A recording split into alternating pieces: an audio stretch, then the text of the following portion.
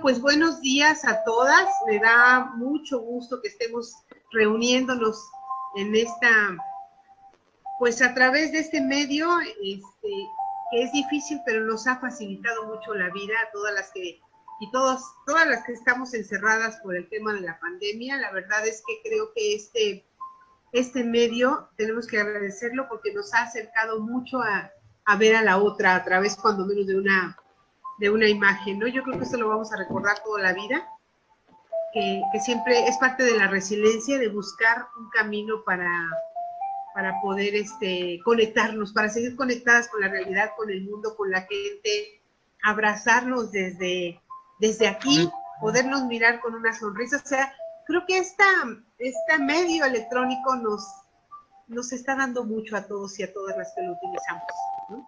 Para empezar aprendizaje. Bueno, pues muchas gracias a todas las que están interesadas en este tema. Pensamos que este tema era muy importante, no solamente para las psicólogas, para las personas que están viviendo una situación de violencia, sino para todas las mujeres. Nos abre un camino, la información te da poder, y tener esta información nos abre un camino de bienestar porque nos pone tranquilas. El tener conocimiento de mis derechos me da la tranquilidad de que buscando los canales adecuados puedo buscar la manera de ejercerlos. Entonces, quiero presentar a Casa Gaviota antes. Somos una asociación civil que trabaja integralmente en la reducción de los índices de violencia familiar, laboral y de género a nivel nacional. Y hoy, pues nuestra misión es precisamente buscar el empoderamiento y la autonomía de las mujeres. Y para lograr eso lo hacemos en varias vías. Una es esta parte de empoderamiento emocional, liberarnos de todas esas creencias que siguen impactando aún nuestras vidas y que tenemos que hacer ese cambio social, cultural, pero sobre todo interior.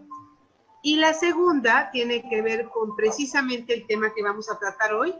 Estos son los aspectos legales y familiares, derechos y obligaciones de las mujeres.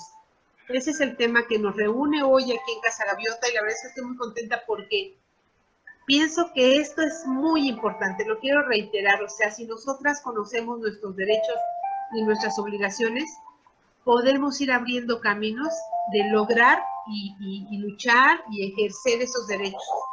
Entonces está con nosotros, el objetivo precisamente es formar a las mujeres sobre los aspectos generales ante un divorcio, custodia de menores, pensión alimenticia, litigación de bienes y violencia familiar, que hoy desgraciadamente está muy latente en nuestra sociedad, este tema de violencia familiar, y que está muy ligado precisamente a poder ejercer estos derechos desde custodia de menores, desde la pensión alimenticia y desde la litigación de bienes, porque no solamente vivimos una violencia psicológica ni física, sino también es económica, es patrimonial, y muchas veces nos amenazan. Para mí es muy importante porque nos amenazan de te voy a quitar a los niños, y nosotros nos apanicamos.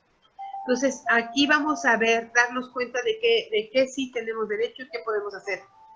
Yo me presento, soy Dolores Blanca, soy la presidenta de la asociación, y yo quiero decir sobre todo y con mucho orgullo, soy superviviente de violencia familiar y de muchas otras violencias laborales, sociales, de muchas otras, pero inicié mi proceso de empoderamiento y de autonomía a través de la supervivencia y salir de una violencia familiar.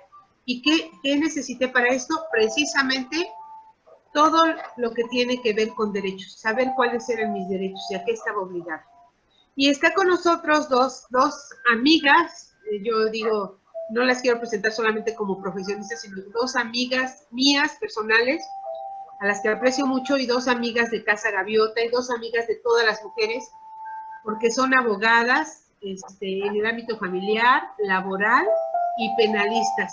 Y sobre todo tienen esta perspectiva de género y tienen la empatía para poder trabajar con mujeres y acompañarlas a defender todos esos derechos a los cuales no solamente merecen, sino son desde ser sujetas de derecho.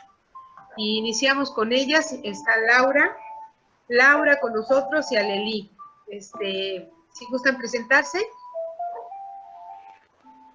Laura. Ok, buenos días, buenas tardes.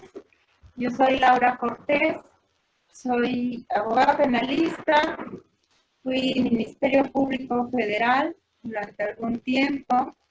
Mi experiencia es laboral y también en el ámbito familiar. Para mí es un honor, un orgullo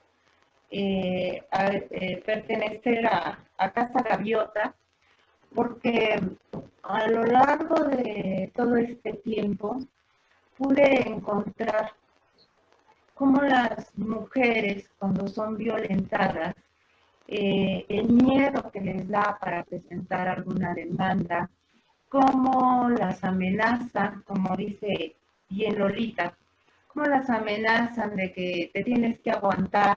Retomando esta experiencia que he tenido con Casa Gaviota, me dio la oportunidad de conocer que cada una de las usuarias no solamente tiene ese miedo por haber sufrido esa violencia física, emocional, esa violencia psicológica, pero como bien dice Lolita, al momento en que tú conoces las herramientas legales con las que cuentas, aunado al acompañamiento psicológico, se ha obtenido buenos resultados en el sentido de que poco a poco la mujer se va empoderando y ha logrado salir.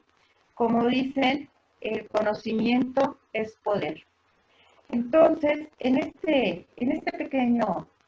pequeña plática, mi objetivo no sería otro más que darles algunos lineamientos generales de lo que se puede hacer hasta vía legal, de lo que ustedes tienen las herramientas para poderlas ejercitar, para que no se dejen amedrentar y poco a poco vayan ejerciendo esos derechos. No sé si Aleli se quiera presentar también. Muchísimas gracias, Laura, y gracias, Lolita. Pues me presento, soy la maestra Lelívida Reyes. También tengo la experiencia, estuve en algún tiempo trabajando para el gobierno federal en la cuestión de la ex Policía Federal y también estuve como representante de la equidad de género ahí en la Policía Federal. Como lo comentan, y efectivamente tenemos experiencia con perspectiva de género para tratar la situación que hoy merma cada vez más a nuestro país. No es posible que las mujeres no desconozcamos en algunas nuestros derechos y que, como lo comentas, Laura, y muy acertadamente, nos dejemos violentar o nos dejemos amedrentar por las personas que nos están originando estas situaciones. Así que nosotros, en lo particular, mi especialidad es materia penal. En lo particular, yo les haré también sabedor de cuáles son nuestros derechos y cómo debemos de ser tratados por parte de los ministerios públicos hasta los fiscales al momento de nosotros de presentar una denuncia por violencia familiar. Porque también ahí también no tan solo estamos recibiendo la violencia de nuestros hogares, sino que también la violencia de nuestras autoridades. Entonces, yo les voy a encaminar o les quiero también transmitir estos conocimientos para saber qué hacer en todos y cada uno de nuestros casos. Al contrario, le agradezco muchísimo a Lolita por darme la oportunidad de pertenecer a esta asociación que de verdad ayuda a que la mujer, primero, conozca sus derechos y segundo, tenga un empoderamiento total para ella misma. Pues Laura, empezamos o seguimos, no sé, les dejo el micrófono a ustedes. Ok, bueno, pues comenzamos. Inicias, Laura, gracias. Ok, bueno, pues vamos a ver los temas que básicamente presentamos ver en esta plática. Vamos a hablar un poquito del matrimonio, algunos aspectos generales, los aspectos que yo les quiero compartir, básicamente preparándonos desde el punto de vista legal para alguna demanda, para ver lo que nosotros tenemos que tener siempre presente. Lo que vamos a ver, los temas es matrimonio, divorcio, concubinato, alimentos, patria potestad, la violencia y el síndrome de alienación parental, de la cual han salido diversos criterios de la Corte. Comenzaremos por lo que es el matrimonio. Básicamente sabemos que el matrimonio es la unión libre de dos personas para realizar comunidad de vida en donde ambos se procuran. Esto es importante, la definición de matrimonio, porque estamos ya hablando de lo que es respeto, igualdad y ayuda mutua. Esto, pues bueno, ya sabemos que es un acto solemne que se celebra ante el juez del registro civil y conforme a ciertas formalidades. Ahora, en el matrimonio, en la figura del matrimonio, básicamente, vamos a ver dos partes. Uno es, este matrimonio se celebra bajo una sociedad conyugal o una separación de bienes. ¿Qué implica esto de una sociedad conyugal? Bueno, pues si nosotros aceptamos realizar el matrimonio en estos términos, sabemos que Va a hablar de matrimonio, divorcio. Okay. Sabemos muy bien que los bienes, bueno, pues van a ser repartidos o nos corresponden en un 50%, independientemente si trabajo o no trabajo. ¿Esto qué quiere decir? Vamos a suponer que yo durante el matrimonio, mi esposo y yo adquirimos una casa. Aunque él la haya pagado, aunque él la haya cubierto, digamos que haya adquirido un crédito de Infonavit, qué sé yo, o con el banco, aunque le esté pagando, al estar yo casada bajo un régimen de sociedad conyugal, esto implica que el 50% de los bienes me corresponden y el otro 50% pues le corresponden a la otra parte, independientemente de quién los haya pagado. Esto es lo que implica una sociedad conyugal. Trabaje o no trabaje, quien lo haya pagado, al final de cuentas el 50% es mío y el 50% es él. Y estamos hablando no solamente de los bienes inmuebles, sino también de los bienes muebles. Vamos mitad y mitad. ¿Qué pasa si yo, al momento en que celebro el matrimonio, escogemos el régimen de separación de bienes? Pues como su mismo nombre no lo indica, ¿no? Si yo durante el matrimonio adquiero una casa, un departamento, bueno, pues esa casa es mía porque la estoy pagando y en un momento dado, cuando finiquitemos esa sociedad de matrimonio, entonces, bueno, pues la casa es mía porque estamos casados bajo un régimen de separación de bienes y yo lo pagué. Aquí me sucedió, y hago un paréntesis, porque muchas veces hubo usuarias que me decían, bueno, que estoy casada bajo el régimen de sociedad conyugal, pero resulta que la casa la pagó él, entonces pues es su casa. No, un momento. Al estar casada, les repito, bajo el régimen de sociedad conyugal, quien haya pagado el inmueble, quien haya pagado los muebles, independientemente de todo, el 50 es tuyo y el 50 es mío. ¿Sí? Ahora, algo muy importante y que se pasa por alto es esto de las capitulaciones matrimoniales. ¿Sí? ¿Qué son las capitulaciones matrimoniales? Bueno, pues son los pactos que los otorgantes celebran para constituir el régimen patrimonial. Esto lo podemos realizar antes de celebrar el matrimonio o durante el matrimonio y en un momento dado se puede modificar. ¿Por qué son importantes las capitulaciones matrimoniales? Muchas veces, pues bueno, todos enamorados, nos casamos y pasamos por alto esto de las capitulaciones matrimoniales.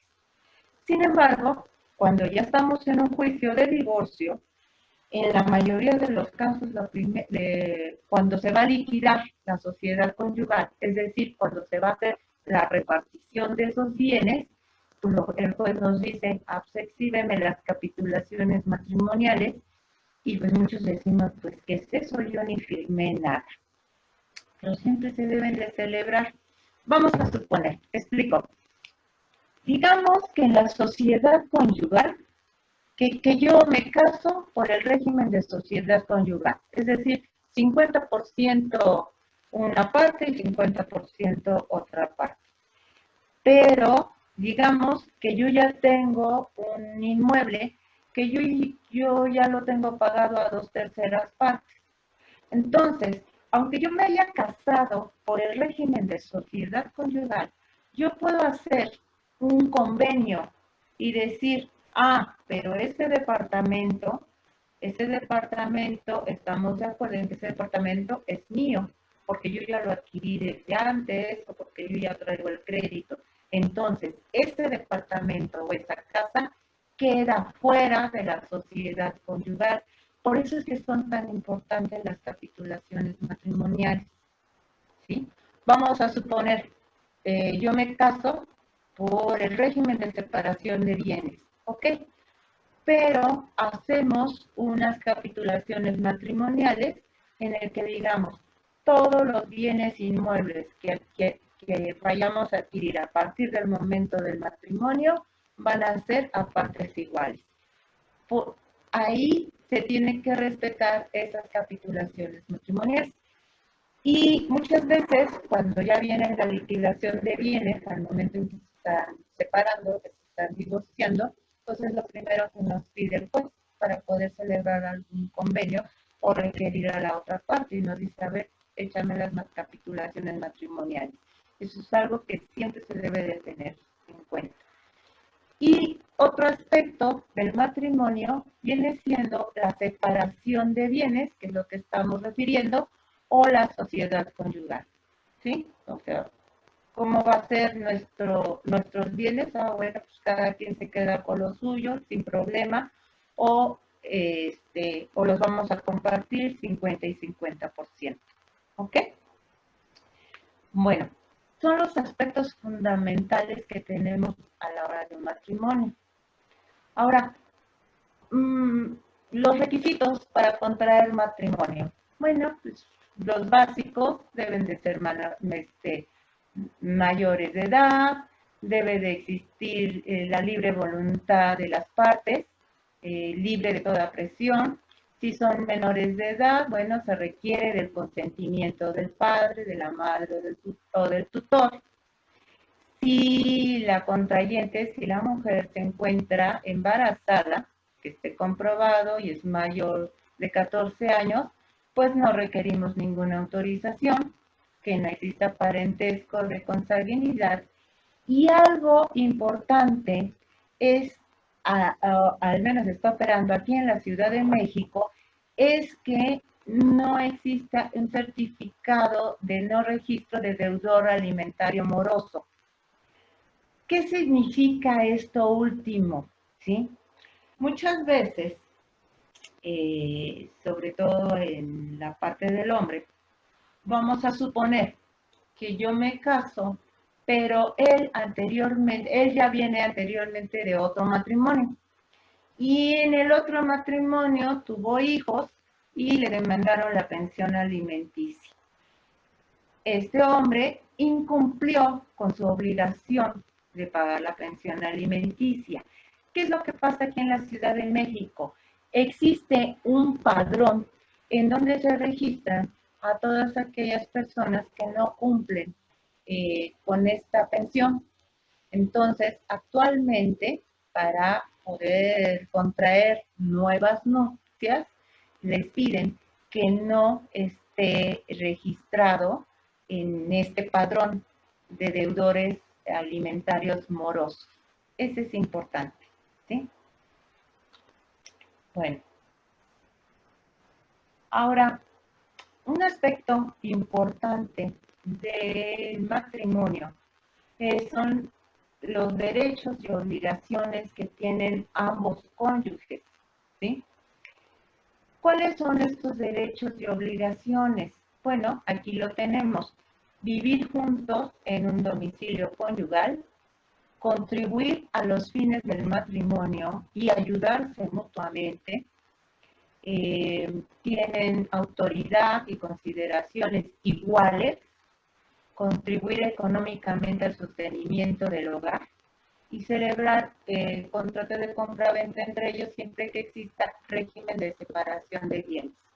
Vamos a verlo un poquito más a detalle, ¿sí?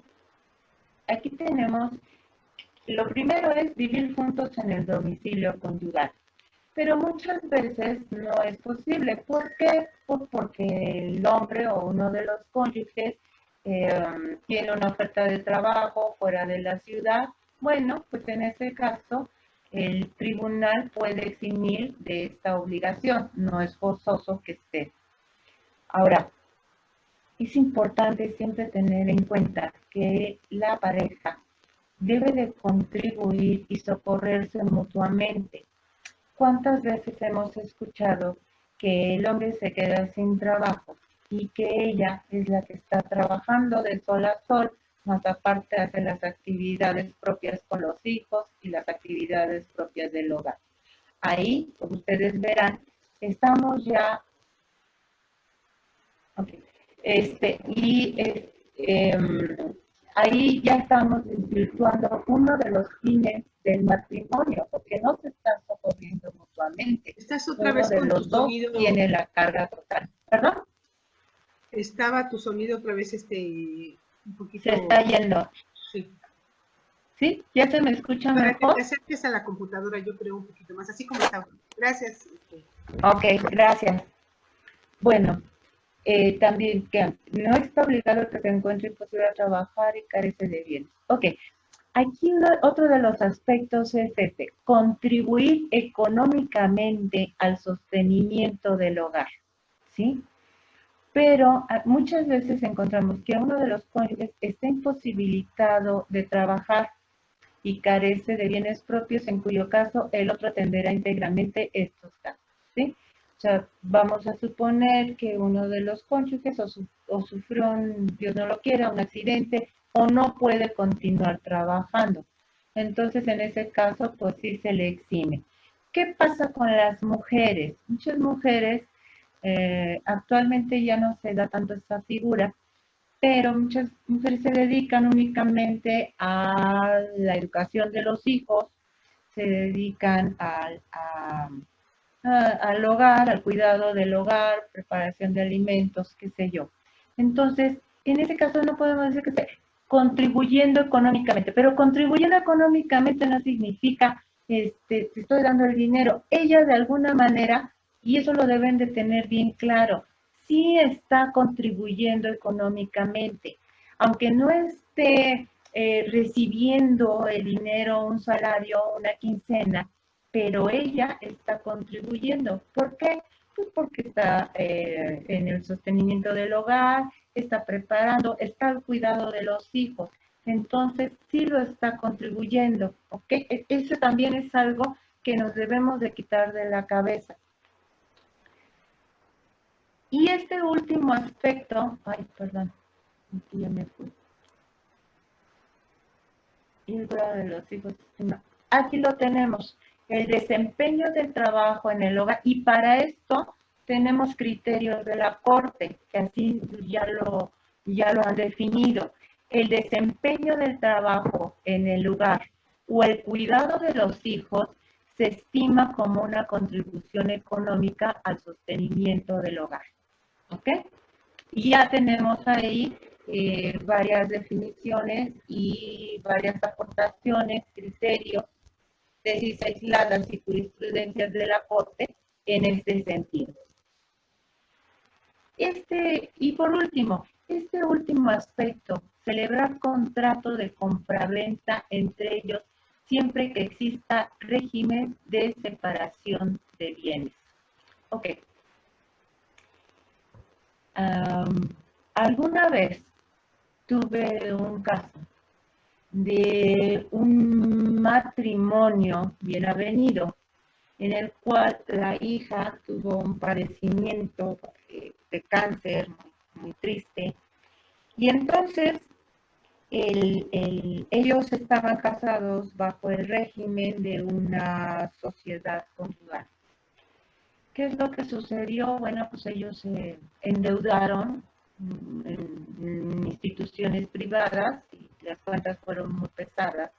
Y entonces ellos se tuvieron que endeudar bastante fuerte. Por supuesto, el banco pues ya iba por el lado de pues, cobrarse a través de su casa. Aquí hay ciertos casos, por eso es importante esto, hay ciertos casos, ciertas excepciones en las que por nosotros, si están casados por el régimen, porque aquí había que salvar el patrimonio familiar, que en este caso fue la casa. Entonces, lo que se pudo hacer entre ellos fue hacer una compraventa para poder salvar esa casa. Pero esto opera única y exclusivamente cuando están casados por el régimen de separación de bienes, ¿sí? Únicamente. Sí se pueden celebrar los contratos de compraventa. No así cuando estamos casados por sociedad conyugal. Yo no le puedo decir a mi esposa, vamos a hacer una compraventa y yo te vendo. No, ahí sí ya no opera. Nada más entre la separación de bienes. Bueno, ahora déjenme ver. Ok. Otro aspecto importante que debemos de tener en cuenta, y yo les hablo de esto, de la parte económica, porque cuando ya hay un problema en la pareja, ya cuando hay algún motivo para ir a separarse, pues generalmente lo primero que pensamos es, chispas, y ahora, pues, ¿qué va a pasar con la casa? ¿Cómo voy a vivir? ¿Qué va a pasar con mis hijos? ¿Cómo los vamos a mantener? Etcétera. Por eso es que estoy tocando estos temas. En una sociedad conyugal, cuando antes de casarme, yo puedo tener bienes y derechos que ya me pertenecen. Digamos que yo antes de casarme, pues yo ya tengo un departamento, ¿sí? O bien ese departamento me lo donó, lo adquirí porque mi mamá falleció y me lo dejó como herencia, ¿sí? Bueno, ese bien no forma parte de la sociedad conyugal. Eso yo ya lo tengo, aunque me caso por bienes mancomunados. Si yo adquirí una casa o un bien inmueble antes de casarme, ese lo sigo conservando yo, no forma parte. ¿Qué otra cosa sería propio? Pues los objetos de uso personal, las herramientas, mi computadora, las herramientas de trabajo, pues eso también es propiedad de cada cónyuge, ¿sí?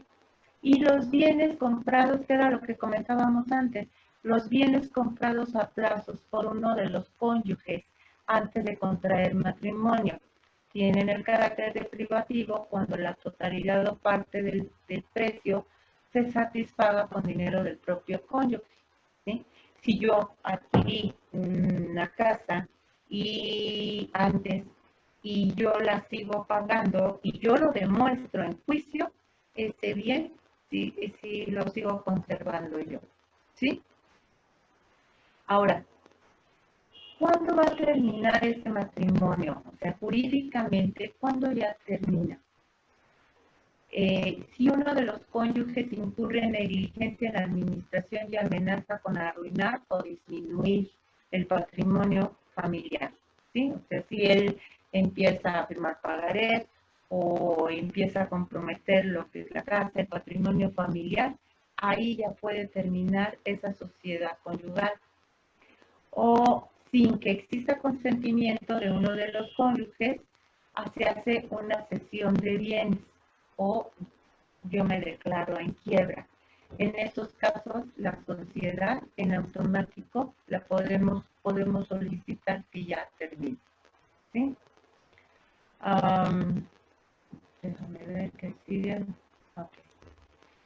Ahora, esta partecita, ahorita les voy a explicar por qué. Aquí decimos, la sentencia que declare la ausencia de alguno de los cónyuges modifica o suspende la sociedad conyugal, asimismo el abandono injustificado del domicilio conyugal por más de 6 meses, hace cesar los efectos de la sociedad conyugal. Alguna vez hubo una persona que me dijo, oye, fíjate que yo me casé, adquirimos una casa, está a nombre de los dos la casa, pero ¿qué crees? Este hombre pues, de repente se fue, ya tiene más de 5 años que abandonó el domicilio y pues yo ya requiero vender la casa. ¿Y qué hacemos? Entonces, y no hay manera de localizar a esta persona. Pero, ¿cómo puedo vender si en la escritura aparece él? Si aparece a nombre de los dos, estamos casados de esta manera. Entonces, esta partecita que les estoy leyendo es, si este hombre o la persona, hombre o mujer, abandona el domicilio conyugal por más de 6 meses, esto quiere decir que cesan los efectos de la sociedad conyugal. ¿Sí? O sea, ya no va a existir esa sociedad conyugal. Entonces, puedo yo presentar demanda ante el juzgado y decir, este hombre ya abandonó el domicilio, ya lo buscamos, se girarán los oficios, pues gira los oficios correspondientes para que lo trate de localizar. Y en caso dado de que ya no se le localice por lo mismo, porque ya abandonó el domicilio por más de 6 meses, entonces te solicito que se modifica o ya quede suspendido esta sociedad conyugal para que yo ya pueda disponer de ese bien que adquirimos mediante esta sociedad. ¿Ok? Ahora, otra cosa. También hemos tenido algunos casos en los que el cónyuge dice, bueno, pues esta casa es mía, se les olvida que la otra parte es del cónyuge, de la esposa o el esposo. Y entonces dice, pues yo ya lo voy a vender o lo voy a rentar o ya, y tú te vas a quedar fuera. Pues fíjate que no, eso no lo puedes realizar. Si esa casa la adquirimos por medio de una sociedad conyugal, entonces tú no puedes ni rentarla ni venderla. ¿Qué crees? Que para que la puedas vender necesitas de mi consentimiento. Y lo primero que te va a pedir el notario es, lo primero que revisa un notario antes de hacer una operación de compra-venta es, ¿sabes qué? A ver, déjame ver cómo estás casado. Pues estás casado por medio de una sociedad conyugal. Debes de traer el consentimiento de tu esposa para que esto se pueda vender. Si no, entonces, por supuesto que no permitamos que nos amenacen en ese sentido. Caso contrario, si tú decides rentarla, tampoco la puedes rentar. Estamos casados, sociedad conyugal, 50 y 50%, y no la puedes rentar sin mi consentimiento. Ok, estos son más o menos los aspectos generales que debemos de cuidar para el momento, sobre todo lo que es la sociedad conyugal o la separación de bienes, en un momento para presentar una demanda. Ahora, vamos a entrar ya al tema de lo que es el divorcio. ¿Qué es lo que un divorcio, como lo estamos señalando, un divorcio te va a disolver el vínculo matrimonial y deja en aptitud de contraer otro matrimonio, ¿sí?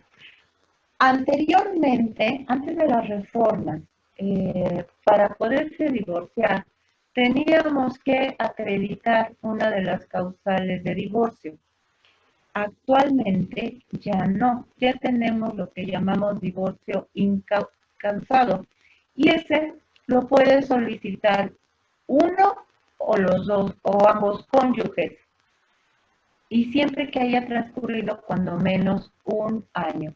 ¿Qué es lo que nos están solicitando para que se lleve a cabo? Pues únicamente se debe de acompañar el convenio respectivo. Ahorita ya comentamos aspectos del convenio respectivo, ¿sí? Entonces, ya no es necesario que nosotros tengamos que acreditar alguna causal de divorcio, de que abandono el domicilio, no. Basta con que yo en este momento diga, ¿sabes qué? Yo ya me quiero divorciar, lo estoy pidiendo por motivos personales, se le da entrada, se acompaña con el convenio y con eso es más que suficiente para podernos divorciar. Ahora, ¿cuáles son los tipos de divorcio que tenemos? Pues tenemos el divorcio voluntario administrativo, el que más es socorrido, pues es un procedimiento y ahorita les explico por qué. El procedimiento de divorcio encausado, el unitario encausado y el causal o necesario. Vamos a hablar de estos divorcios, que es el divorcio necesario. Básicamente, estas son las causales que antes teníamos, que era lo que les estaba comentando. Básicamente, estas son las causales que anteriormente, antes de la reforma, teníamos que demostrar. Ya no quiero en este momento detenerme en ellas, porque ya no es necesario. Con la reforma, esto ya fue suprimido, ya no es necesario acreditar estas causales. Sin embargo, ¿por qué las estamos citando en esta pequeña plática? Porque, bueno, esas fueron las reformas y se está operando aquí en la Ciudad de México. Sin embargo, hay estados, desgraciadamente todavía hay estados en la República Mexicana en que sí es necesario acreditar las causales de divorcio. Y aquí estamos señalando algunas de ellas. Sí, sobre todo, yo ya llevé un asunto en Yucatán y sí es necesario acreditar estas causales, por eso es que se están citando aquí, ¿sí? Pero para fines prácticos, ¿qué les parece? Si nos vámonos enfocando aquí a lo que es la Ciudad de México. Como antes les dije, para presentar o para solicitar el divorcio, pues únicamente es necesario que yo le diga al juez, ¿sabes qué? Es mi voluntad el quererme divorciar, ¿sí? Presento el escrito y aquí siempre vamos a tener que anexar una propuesta de convenio. Si hay alguna deficiencia o si el juez ve que falta algún aspecto en ese convenio, pues él puede señalarlo, o bien las partes lo subsanan, o bien él mismo lo subsana. Ahora, ¿qué es esto del convenio que debemos de adjuntar a nuestra solicitud de divorcio? Pues básicamente, a ver, hay hijos, ¿ok? ¿Quién se va a quedar con la guarda y custodia? ¿Quién va a cubrir esos alimentos para los menores? Vamos a suponer que ambos cónyuges trabajan. Bueno, pues a lo mejor llegamos a un acuerdo, ¿qué te parece? La mitad tú ganas más que yo, entonces tú vas a poner el 70% o el 70% y yo únicamente voy a poner el 40%. O sea, ¿cómo vamos a cubrir los alimentos de los hijos? ¿Cómo va a ser ese régimen de convivencia?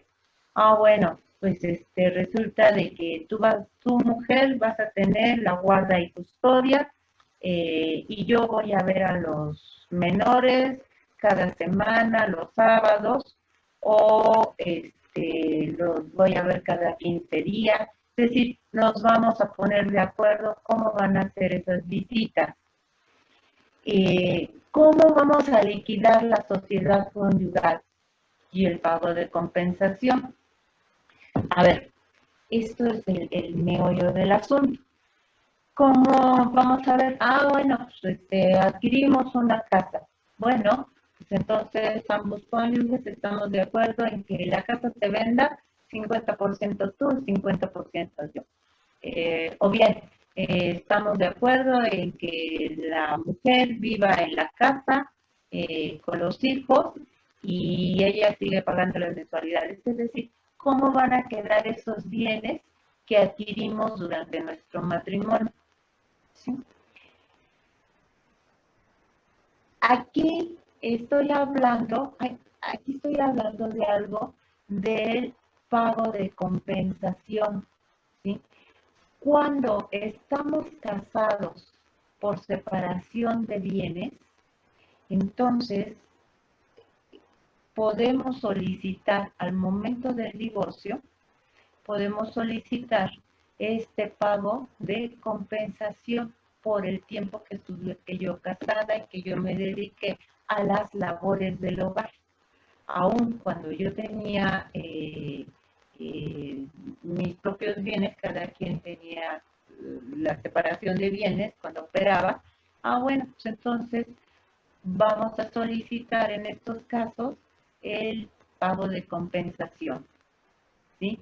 Que no puede ser mayor al 50% respecto de los bienes adquiridos. Esto es bien importante porque no por el hecho de que nos hayamos casado por bienes separados, ya me voy en blanco, ¿no? Aquí es bien importante que soliciten ese pago de compensaciones.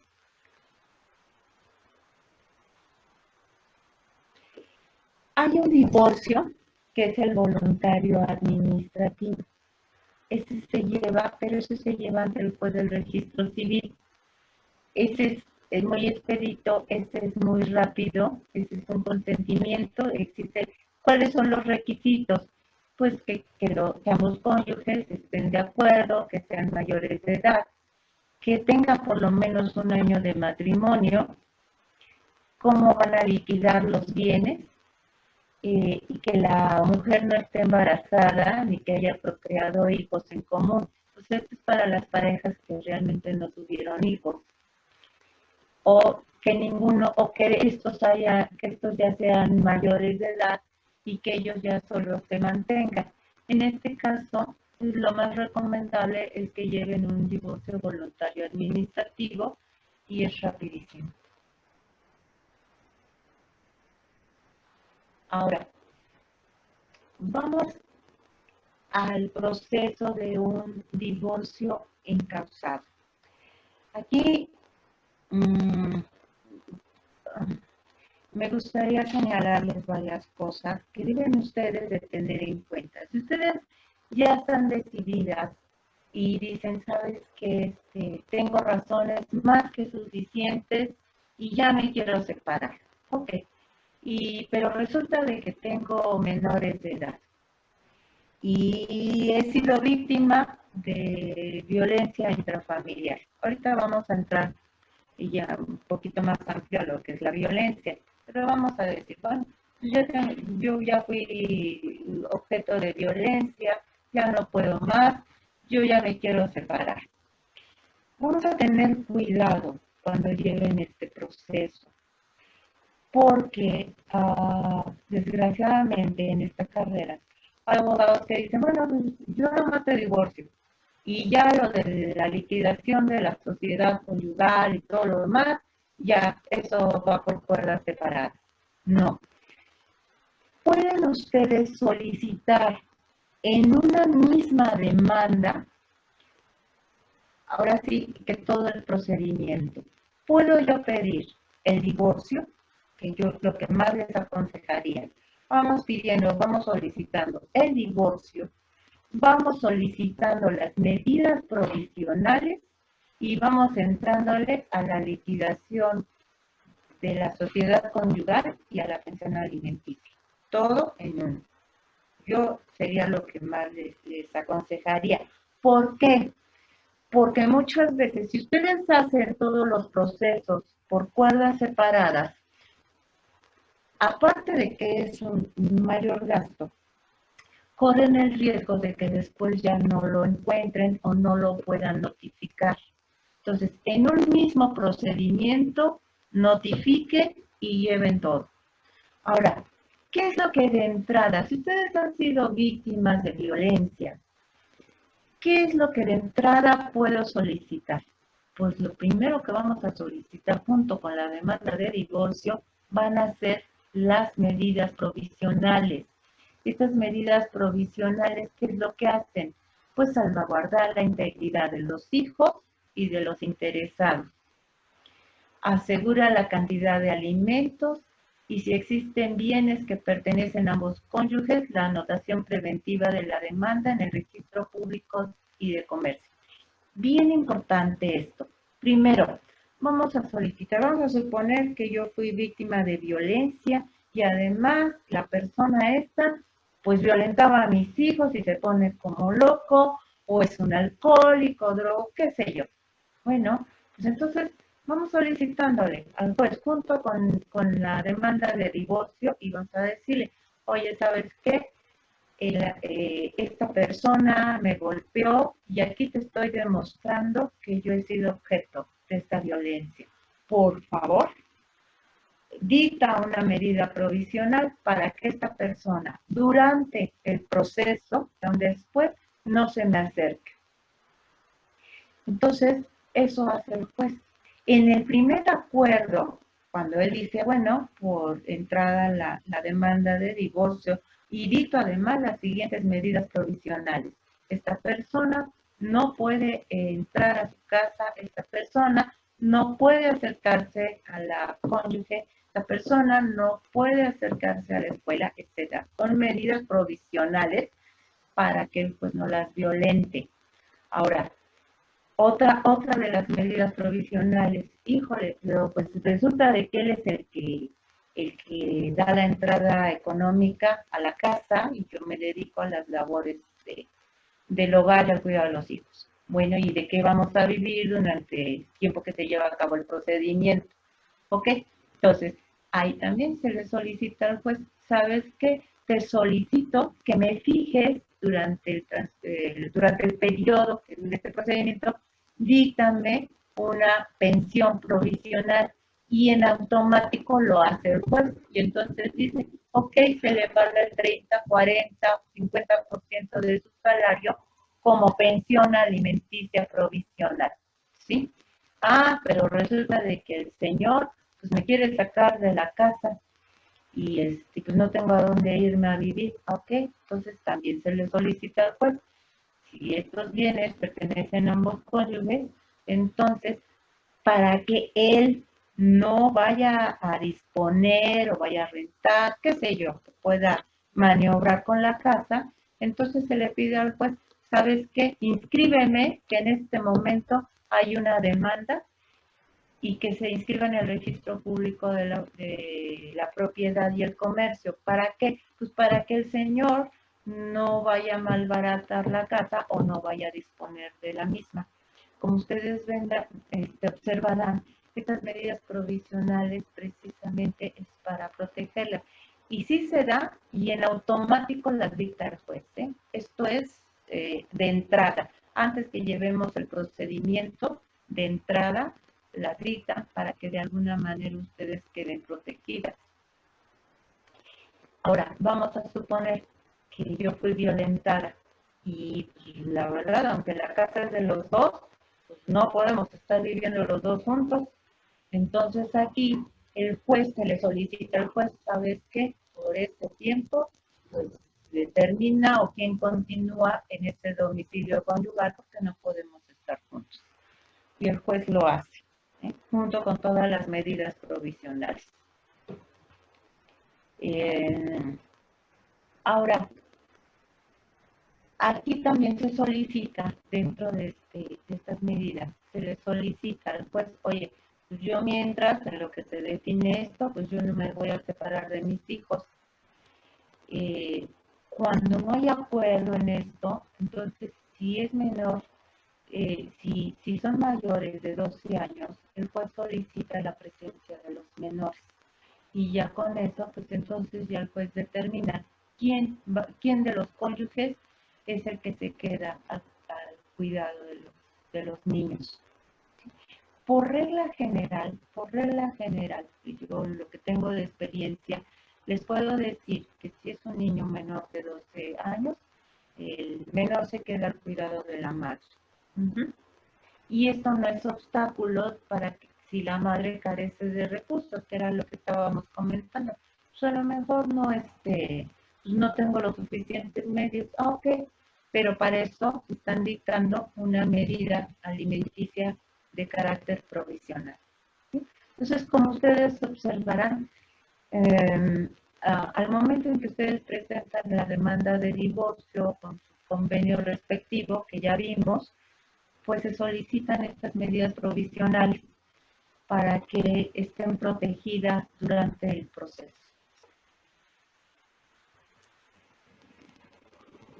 Ahora, ¿cómo va?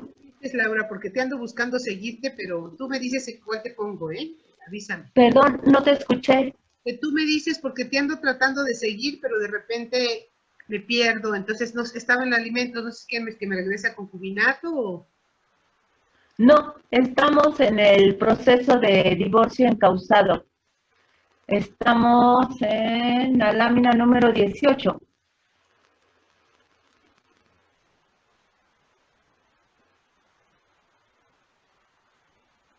¿Ok? Que es precisamente lo que estábamos hablando de las medidas provisionales. ¿Sí? Ok. ¿Vamos bien? Vamos a entrar con la lámina 19. ¿Sí? Hasta ahorita, Lolita, ¿sí se entiende?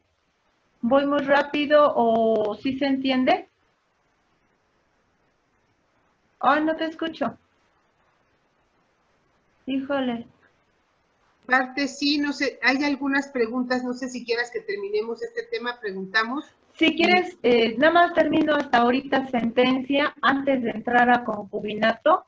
Ajá. Y vamos resolviendo algunas, pero no sé si voy muy rápido, estoy tratando de, pues algunos, más que todo, algunos ejemplos, ¿no? Para Yo creo que con las preguntas podemos aterrizarlo más. esto y ya después que termines, o no sé si en el mismo momento entrar a Leli en la parte de si no se cumplen para ver la parte penal o... Perfecto.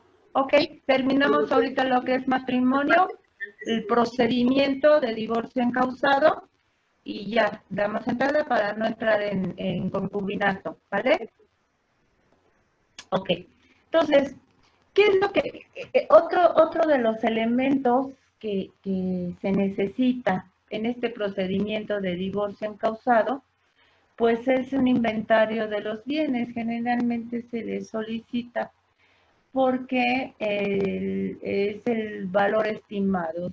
El inventario implica todo, tanto el menaje de la casa como los bienes inmuebles que se hayan adquirido, como los vehículos. Muchas veces me han preguntado, oye, pero pues el coche, el vehículo o la moto, lo que sea, pues se la compró. Pues sí, pero sí, recuerden, si estamos casados por una sociedad conyugal, 50 y 50%. Entonces, sí es necesario un inventario de los bienes. Y aquí, generalmente, cuando se abre esta instancia, esta parte en el procedimiento, generalmente nos piden las capitulaciones matrimoniales a las que me refería al inicio de esta plática, ¿sí? Ahora, generalmente se dice, bueno, pues pongámonos de acuerdo entre los cónyuges cómo nos repartimos estos bienes. Si no, seguimos nosotros con el incidente de liquidación y nos vamos con todo al 50 y 50. ¿Sí? Por último, ya para terminar con este tema, pues estamos hablando de una sentencia, tiene la sentencia, y aquí la sentencia es importante porque ahí el juez ya determina los derechos y deberes de la patria potestad, en caso dado, si se pierde la misma, se establecen ya las medidas en firme para proteger a los hijos de los actos de violencia. La guarda y custodia, que puede ser compartida. Ya estamos hablando de una pensión alimenticia, cómo es que ya va a quedar en firme, cómo es que la vamos a garantizar, etcétera. Aquí también, abusadas, muchas veces el juez si omite algún aspecto, el que sea, nosotros podemos solicitar o pueden pedir a su abogado que se haga la aclaración de sentencia en aquellos puntos específicos que ustedes denoten que faltó. Y ya con eso, la sentencia tiene fuerza, es obligatoria y hay que cumplirla. Por lo tanto, hay que tener muchísimo cuidado al redactar esos convenios. ¿Sí? Es algo que muchas veces por el momento, por la angustia, etcétera, y ya presentan el convenio, no. Siempre hay que tener muchísimo cuidado porque una vez que se eleve a la calidad de sentencia, ya queda firme. Entonces, antes de que firmen el convenio, hay que cuidar todos los aspectos que comentamos, ¿vale? Ahora sí, adelante, Lolita. Mira, me dicen que si por favor si das el concubinato, porque varias de las personas no están casadas, sino que están en concubinato, entonces preferiría que lo terminase el concubinato y nos vamos a preguntas y respuestas, o nos vamos a que Alelí, no sé si en esta sesión Alelí enfocarías toda la parte penal, o quieres que nos la vayamos al siguiente. Si gustan, la toco, y si no, yo sí me gustaría mejor las preguntas y respuestas después.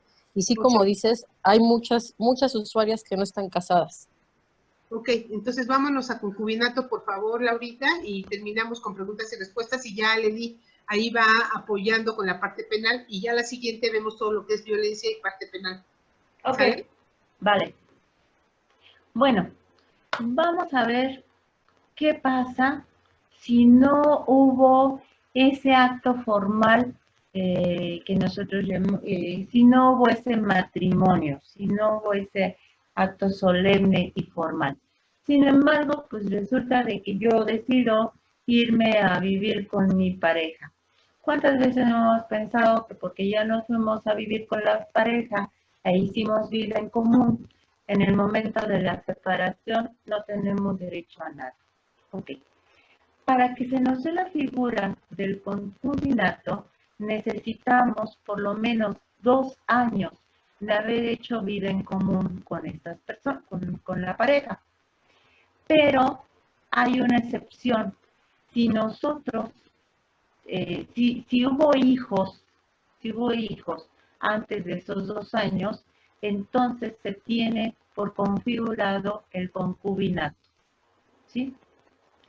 Ahora, ¿qué pasa con el concubinato? No porque no me haya casado, no generamos derechos y obligaciones. Sí los hay, tanto para la concubina como para los hijos, ¿sí? Y esto, el concubinato generó derechos alimentarios y sucesorios. Al cesar la convivencia, la concubina que carezca de ingresos o bienes suficientes para su sostenimiento, tiene derecho a una pensión alimenticia por un tiempo igual al que haya durado el concubinato. Este derecho podrá ejercitarse solo al año siguiente a la cesación del concubinato. Bien importante esto, ¿sí? Vamos a suponer que yo no me casé, yo no celebré el contrato solemne, pero pues yo viví con mi pareja y viví 10 años, y bueno, incluso hasta invertimos, compramos, qué sé yo. Bueno, en este caso, yo como concubina sí tengo derechos y tengo el derecho de que me paguen una pensión, aunque no soy legalmente la esposa, sí lo tengo derecho. ¿Y cómo vamos a ver esta pensión? Esta pensión alimenticia, acuérdense, es por un tiempo igual al que haya durado el concubinato. Si yo duré en esa relación 10 años haciendo vida en común con esta persona, ¿ok? Tú me vas a pagar una pensión alimenticia por esos 10 años. ¿Cómo la fijamos esta pensión alimenticia? La pensión alimenticia la fija el juez, pero para ello, vamos a, híjole, es que aquí se acaba otro tema. Vamos a suponer que la pensión alimenticia,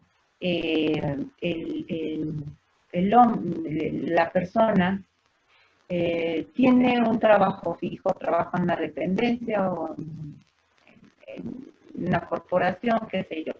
Entonces aquí puede decir, ok, ella no trabajó durante estos 10 años, ella se dedicó al hogar, suponiendo, ok, bien, entonces yo te fijo una pensión del 30%.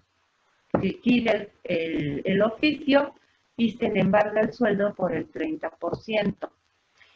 ¿Qué es lo que sucede? Si esta persona trabaja por su cuenta y no es posible tasarle el monto o cuánto gana mensualmente, que hay varias estrategias para hacerlo. Vamos a suponer que no es posible. Entonces, a mí me ha funcionado perfectamente meter unas periciales de trabajo social. ¿Para qué? Pues para que vean más o menos. Si yo más o menos pertenezco a clase media, tengo un departamento, entonces ellos, estas periciales de trabajo social ya determinan más o menos cuál es tu nivel económico y en base a eso el juez ya te puede fijar una pensión alimenticia, ¿sí? Por supuesto, cuando la concubina se dedicó al hogar y procreó hijos, va la pensión para la concubina por el tiempo que duró el concubinato, pero va para los hijos hasta que ellos adquieran la mayoría de edad. Y si ellos siguen estudiando, entonces continuamos hasta que ellos concluyan sus estudios. Uh-huh. Ahora, este último punto también no puede reclamar alimentos quien haya demostrado ingratitud o viva en concubinato o haya contraído el matrimonio. ¿Ok? O sea, no puede reclamar. Si yo, por ejemplo, no pude reclamar alimentos que haya demostrado ingratitud. Si yo, por ejemplo, ataqué al concubino, pues es obvio que no le puedo demandar, no lo puedo demandar porque él me puede hacer esta excepción, él me puede demostrar que existió ingratitud. Pero bueno, lo que queremos rescatar aquí en el concubinato es que los concubinos, la concubina tiene derechos y vivió en esa relación por lo menos 2 años. Y si hubo hijos, entonces no es necesario que se cumplan esos 2 años. Tiene derechos alimentarios y sucesorios y además los hijos que fueron procreados pueden reclamar perfectamente su pensión alimenticia. ¿Ok? ¿Listo, Lolita? Muchas gracias, Laura. Yo aquí me brinca una pregunta que no quisiera dejarte de hacer antes de que hacemos todo el proceso. ¿A qué te refieres que haya mostrado ingratitud o que haya contraído matrimonio? O sea, ¿a qué te refieres que no pueden reclamar alimentos que no hayan demostrado ingratitud? ¿A qué se refiere a la palabra ingratitud? Ajá, sí, correcto. Es un término muy amplio, pero vamos a suponer que la persona o el concubino, vamos a suponer que a mí me demuestra que fue al contrario, que yo lo violenté y que me lo demuestren, que eso ya es otra cosa. Pero vamos a suponer que yo lo estuve violentando físicamente, sobre todo físicamente, que hubo actas, etcétera, en que yo como concubina violenté o fui agresiva con esa persona. Entonces, ahí sí me lo puedo poner como excepción. Claro, en el juicio, para que me lo demuestren, ya es otra cosa. Pero es uno de los preceptos que nos marca el Código Civil. ¿Sí? Y el otro, vamos a suponer que yo tengo derecho como concubina a la compensación, ¿sale? pero resulta de que yo ya me volví a casar, me casé, ¿sí? Entonces, al momento en que yo contraigo matrimonio, entonces ya no genero los derechos alimentarios o sucesorios correspondientes a un concubinato, porque yo ya adquirí una otra relación, yo ya me casé. Ok, ¿Sí? muchísimas gracias, Laura. Ahorita le voy a pedir a Alejandra que te inicie con la lectura de las preguntas. Alejandra, ¿nos puedes ayudar con las preguntas, por favor? Digamos, que Laura nos haga favor de responderlas, y si hubiera alguna de orden penal, pues que Aleli nos ayude a responderlas, no sin antes pensar que esta es la primera sesión. En la segunda sesión también profundizaremos más en la parte penal. Gracias. Claro que sí, con gusto. Mira, la primera pregunta la hace Esme García y es, ¿solo es en la Ciudad de México la aplicación del padrón de padres morosos? ¿Cómo, perdón? Claro, ¿solo es en la Ciudad de México la aplicación del padrón de padres morosos? Fíjate que habría que ver la legislación de cada estado. En la Ciudad de México sí está perfectamente establecido. En el Estado de México también tenemos ya el padrón, pero habría que ver en la legislación de cada estado. Hoy por hoy, por ejemplo, en la ciudad de Mérida, por ejemplo, no lo encontramos, y hay ciertos estados en los que no los están registrando. Hay que ver la legislación aplicable al caso. Ok, gracias. Seguimos con la segunda pregunta. La segunda pregunta la hace Claudia Rodríguez y es, ¿las capitulaciones matrimoniales pueden realizarse antes de un divorcio o tienen que pasar un tiempo para poderse divorciar? No, las capitulaciones matrimoniales las puedes hacer al momento en que te estás casando o lo puedas hacer durante el tiempo que estés casada, ¿sí? O sea, lo puedes hacer antes de que te divorcies. Y aquí, ojo, puedes modificar esas capitulaciones. Digamos, yo convine que nos casábamos por separación de bienes, pero que todos los inmuebles íbamos a ir al 50 y 50%. Y ya después, pues después de 5 años de casada, digo, no, eso no va. No, yo quiero el 80%. Puedes hacer una modificación de esas capitulaciones sin problema. Ok, gracias. Siguiente pregunta, por favor, Alejandra. Claro, la realiza Alex Lozada y ella menciona, ¿qué pasa si el cónyuge ha perdido su trabajo? Ok. Lo primero que hay que ver, o sea, me estás diciendo que no tiene recursos para pagar la pensión. Yo lo primero que haría sería en el procedimiento solicitar a la Comisión Nacional Bancaria y de Valores que me dé un informe para ver si esta persona tiene cuentas, o sea, tienes dinero guardado, o lo tienes en otras cuentas, y sobre eso va la pensión. Ahora, vamos a suponer que esta persona tiene algún otro bien, pues ese otro bien se dispone. La pensión alimenticia no puede fallarnos para los menores, ¿eh? Los menores están muy tutelados en los juzgados. Entonces, los niños no pueden quedarse sin alimentos, y cuando estamos hablando de alimentos, estamos hablando de casa, vestido, alimentación, educación, etcétera, todo lo que ellos requieren. Entonces, si uno tiene, lo primero que podemos hacer es solicitar a la Comisión Nacional Bancaria y Valores para que a su vez pide oficios a cada uno de los bancos y ver si tiene cuentas abiertas y de cuánto es el fondo que tiene o que maneja. Otra parte, aquí no me dicen si están casados por bienes mancomunados o por separación de bienes. Pero lo primero que hacemos también es ver si no tiene bienes, ¿no? Para que se pueda disponer de ellos y en un momento dado se ordene que se disponga de ellos, porque no se puede quedar, los menores no pueden quedarse sin alimentos.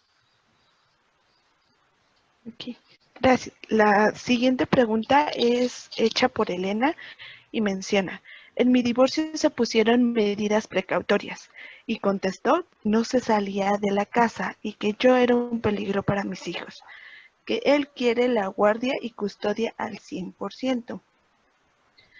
También me pusieron 3 quincenas, 2 no y otra vez me pusieron la última, con menos dinero, todo durante la cuarentena. ¿Qué tan malo sociológicamente, emocionalmente es que los hijos vayan al juzgado? Mis hijos tienen 15 y 11 años. También menciona que su esposo quiere llegar a un acuerdo entre abogados, pero el abogado de Elena no quiere. Es la duda. Ok, Elena. A ver, vamos a ver.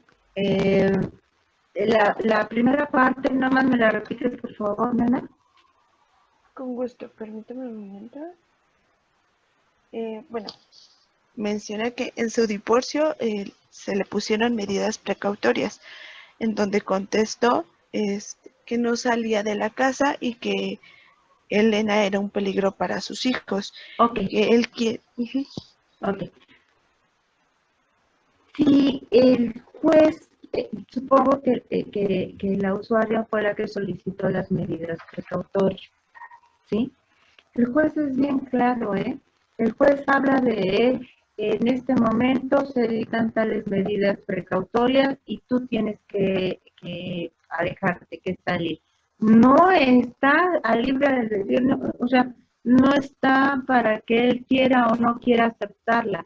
Esa es una orden del juez y hay que hacerlo. Ahorita la abogada Adeli nos va a señalar qué es lo que pasa desde el punto de vista penal si tú no me cumples con esas medidas precautorias. Tú podrás decirme que estoy mal, que tú lo que sea, pero el juez ya te dictó una medida precautoria, ya te dijo que te alejes y ahí, y lo tienes que hacer, ¿eh? Lo tienes que hacer. Y si no, verlo por el punto de vista penal. ¿Sí? ¿Cuál es la otra parte? Claro. Eh, Menciona también que, bueno, qué tan malo sociológicamente, emocionalmente es que los hijos vayan al juzgado, que sus hijos tienen entre 15 y 11 años. Y bueno, aparte que todo esto fue durante la cuarentena. Ok. Fíjate que en mi experiencia no es malo. Fíjate que el juez entra cuando el juez pide ver a los menores, y sobre todo para cerciorarse. Como les había comentado, los menores de edad, los hijos, es uno de los aspectos más importantes, lo que más se cuida durante el procedimiento. Tan es así que entra un ministerio público en el procedimiento. Ahora, en mi experiencia yo les puedo decir que no es traumante, los tratan muy bien, muy amigablemente, entra un psicólogo, está el ministerio público, pero son muy amigables. Y yo he tenido personas, niños que van desde los 3, los 5 años. ¿Qué es lo que pasa aquí? Si nosotros estamos diciendo, por decirles algo, que yo fui víctima de violencia, que en mi casa hubo violencia, pues lo que hacer pues es, déjame ver a estos menores, déjame ver antes de dictar las medidas, porque quiero ver cómo va su desarrollo físico, psicológico. Pero la verdad son entrevistas y son muy amigables, sin problema, esa es mi experiencia. No hay ese trauma ni nada de eso. Y la verdad, los juzgados, los psicólogos, el Ministerio Público tienen ya tanta experiencia en el trato hacia los menores que realmente no hay ningún traumatismo, ¿eh? Sin problema. Y la otra parte de la pregunta es, Bueno, igual menciona Elena otra pregunta en donde indica, la casa donde vivimos está hipotecada. Estoy casada por bienes separados. Mi aún esposo quiere que pague la mitad de la hipoteca para que él se salga de la casa. De ninguna manera. Aquí yo le preguntaría a ella ver cómo fueron dictadas esas medidas provisionales. Y en caso de que no, como lo habíamos comentado, no se puede salir. Hay que ver si en las medidas provisionales está contemplado quién se va a quedar en el domicilio conyugal, no en la casa, en el domicilio. Si yo señalé esa casa como domicilio conyugal, y ahí me aferro y decirle, por el momento, yo no tengo medios económicos, por lo tanto, mientras dure el procedimiento, te pido permanecer en el domicilio conyugal, toda vez que ya he recibido amenazas de que me quieren sacar junto con mis hijos. Entonces, solicitarlo al juez si es que no está ya en el acuerdo correspondiente. Muchas gracias. La siguiente pregunta es de Alex Lozada. Y para los que duraron 1 año y tuvieron hijo o hijos, ¿pueden entrar en concubinato? Por supuesto, por supuesto. Esa es una de las excepciones. Recuerden, el concubinato lo configuramos con 2 años de permanecer en la relación. Como excepción, si hubo hijos antes de que se cumplieran esos 2 años, inmediatamente se configura el concubinato. ¿Sí? Antes de que se me pase, ¿qué te parece, abogada Leli? Si contestamos también en el sentido de qué es lo que sucede cuando ya se dictaron esas medidas provisionales por el juez en materia familiar y no las llevan a cabo. ¿Qué es lo que podemos hacer desde el punto de vista penal? Ahí nos encontramos en un desacato judicial. Efectivamente, al momento de que el juez dicte esas medidas provisionales, sus abogados tienen que dar vista al Ministerio Público de que el señor se está rehusando a acatar una orden judicial y podemos abrir también una denuncia por desacato judicial, que efectivamente es muy penado en el Distrito Federal. Lo estamos enfocando en el Distrito Federal. Recuerden también, usuarias, cada una, como lo acaba de decir igual la licenciada Laura, cada estado tiene su legislación pertinente, pero en el Distrito Federal el desacato judicial es muy penado. Entonces, en automático, ustedes tienen que dar y solicitarle a su defensor que dé vista al Ministerio Público por estas condiciones. Como lo acababas de decir también, Laura, no estamos a contentillo de que si el señor quiere o no quiere salirse. Si ya efectivamente las medidas lo establecen, que él tiene que desocupar la casa, es desocupar la casa. No hay más. Ok, voy a proceder a la siguiente pregunta, no sé si... Aquí quisiera poder intervenir un momentito bajo la experiencia que vamos teniendo desde Casa Gaviota. Nos sucede lo siguiente, en algunas ocasiones la gente no se atreve a pedir esa medida de que dejen la casa, y lo que pasa es que después ya es muy difícil. Tenemos casos en donde se ha hecho la demanda penal incluso, pero que en el juicio al inicio no se pidió la salida del domicilio conyugal. Es bien importante que desde un principio se pida la separación de cónyuges. ¿Es así, verdad? Correcto. Sí, la separación de bienes y que la demandante se quede en el domicilio conyugal junto con los hijos, si es que los hay, durante el procedimiento. Y en caso dado de que el juez en el primer acuerdo no lo refiera, entonces hay que volver a insistir y decir, yo te lo solicité en la demanda, por favor, acuérdamelo. Es muy importante porque a veces dejamos pasar esto y estamos más enfocadas, que todo tiene que ver, o sea, lo que decía Laura en un principio, hay que pedirlo todo junto desde la primera, no sé cómo se llama legalmente. En la demanda. En la demanda se tiene que pedir todo lo que ella mencionó, porque si no se pide después ya ya hay que ir enderezando y es más difícil. Entonces, lo mejor es que se pida que se contemple todo hasta la separación de cuerpos en la primera, al inicio. Ahora sí que dicen, hay que tenerlo todo muy claro desde el inicio. La siguiente, gracias. Sí, claro que sí. La siguiente la realiza Claudia Rodríguez. En un divorcio de bienes donde quedó aún pendientes pagos de la casa que adquirieron, el señor se divorcia y quiere que los pagos los sigan realizando los hijos, porque según él ya no puede, porque ahora tiene un hijo con otra persona. Esta es como la duda como de Claudia Rodríguez. A ver, ¿me la puedes repetir? Con gusto. En un divorcio de bienes donde quedó aún pendientes pagos de la casa que adquirieron, el señor se divorcia y quiere que los pagos los sigan realizando los hijos, porque según el señor ya no puede porque ahora tiene un hijo con otra persona. Ok, eso no es posible y a ver, vamos aclarando una parte. El procedimiento o la demanda inicial fue un divorcio encausado, ¿sí? Vamos a suponer que el juez dentro de ese procedimiento dicta sentencia y señala, ok, se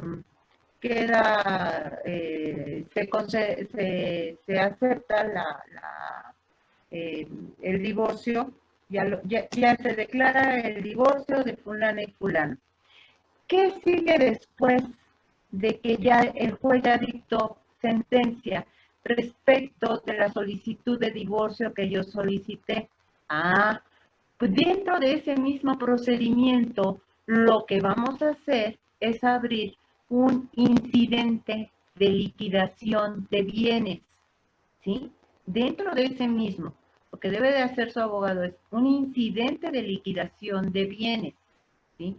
Y aquí no entran los hijos, ¿eh? Aquí no entran los hijos. Gracias, Cuando Laura. abro yo el incidente de liquidación, yo voy a decir, ok, pues yo declaro que tenemos todo esto, el menaje, todo esto, pero además adquirimos un coche y además se adquirió la casa. Pero además te digo que esta casa, lo que haya quedado en el convenio, esta casa se adquirió en tales condiciones. En ese incidente es donde se debe de promover y debo de decir, espérame, si ese señor tiene deudas de una pensión anterior, él se lo tiene que demostrar y eso no va a mermar los bienes que se adquirieron y que estamos liquidando. Ahora, yo no puedo pagar y mucho menos mis hijos. Mis hijos no tienen nada que ver aquí. Nosotros no podemos, porque eso es un procedimiento aparte. Aquí lo único que vamos a hacer va a ser liquidarlo. Tú no me lo puedes solicitar de esa manera. Lo que le están pidiendo es totalmente improcedente. Totalmente. No tiene cabida. Gracias. Gracias. La siguiente pregunta la realiza Julieta, en Ajá. donde menciona, ¿qué tan cierto es que cuando peleas la patria potestad te pueden quitar a tu hija? Ella menciona que tiene una niña de 6 años. Ok. Fíjate que esa es una pregunta muy interesante, porque generalmente las amenazan con esa parte de que les van a quitar los hijos. Realmente aquí en México el Código Civil protege mucho en ese sentido a la mujer. Ese es un tema que vamos a abarcar con mayor detalle más adelante, pero no es tan fácil y sobre todo que a la mujer le quitan. El Código Civil es muy claro en cuanto a la patria potestad y protege en ese sentido mucho a la mujer. Sobre todo, me estás diciendo que es una menor de 3 años. Es una menor de 6 años. Bueno, es una niña de 6 años. No. Para nada, para nada. En ese sentido, ella tranquila, salvo el Código Civil marca muy estrictamente los, los casos. Y eso es, por ejemplo, que se pusiera en peligro la vida de la menor o que le diera un muy mal ejemplo.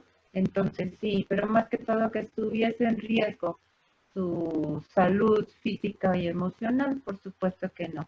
Y les voy a decir que por regla general, un menor de 7 años debe de permanecer con su madre mientras tanto ésta no vulnere el interés superior del menor. Entonces es muy difícil, es casi imposible de que se lo quiten. Y por el contrario, esto nada más se los quiero dar como adelanto. El hecho, vamos a suponer que el juez ya condenó a una pensión alimenticia y que el hombre falla y que en 3 meses seguidos omite pagar esa pensión alimenticia. Esa sí es una causal para quitarle la pensión, para quitarle, perdón, la patria potestad. ¿Ok? Pero que ella no tema, Eso, sin problema, Ella tiene la patria potestad de la menor. Muchas gracias. Menciona Claudia Rodríguez quién debe realizar esos pagos.